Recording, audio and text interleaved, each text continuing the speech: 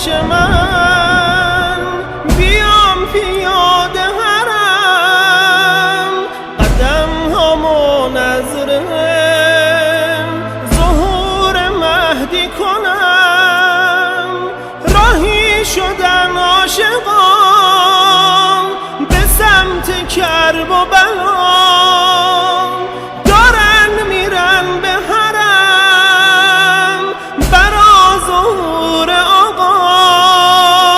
مدد گرفته ام از باب الهوایج آقام، فقط برای ظهور میخوام پیاده بیام.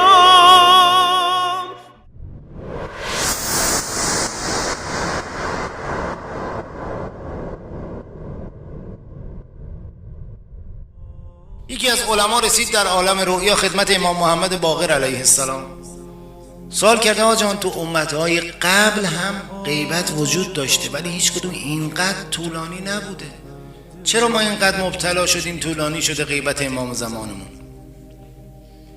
یه جواب طلایی دادن امام باقر علیه السلام، کلید ظهور امام زمان ماست.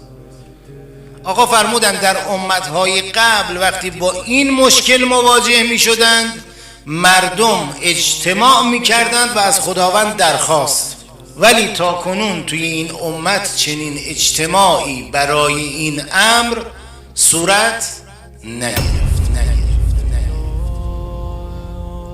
خب ما الان دیگه کجا رو داریم؟ بالاتر از 40 سید الشهدا، میلیون ها زائر محب ابا عبدالله، محبت اهل بیت تو سینه‌شونه که پیاده میان تو این جاده، سختی ها رو به جون خودشون میخرن بیان زیارت ابا عبدالله. تمام اون زائرایی که میرن طرف حرم حسینی همه باید با هم عهد ببندیم. آقا جان ما عهد میبندیم بریم اونجا فرج امام زمانمون رو بخوایم. میدونی قدم های زائرها چه ارزشی داره پیش خدا؟ خدا چه بهایی داده به این زائرای امام حسین؟ هر قدمی که بردارن چقدر حسنه. خب این قدمامون رو ما نظر به ظهور امام زمانمون کنیم. اگه خدمتی تو این مسیر انجام میدیم هدیه کنیم برای فرج امام زمانمون.